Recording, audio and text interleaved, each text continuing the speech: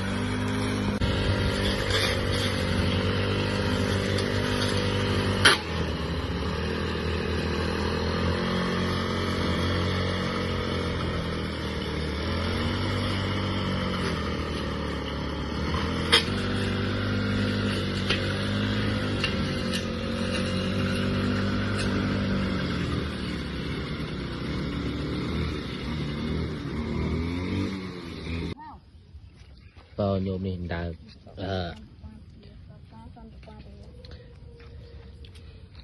ម៉ែរត់ចោលឲ្យដេញចេញពីផ្ទះនេះមកកញ្ញាឃើញហើយមកដល់ទីតាំងគឺនៅក្នុងវត្តសារៀងតែណាតែឯងខ្វាយ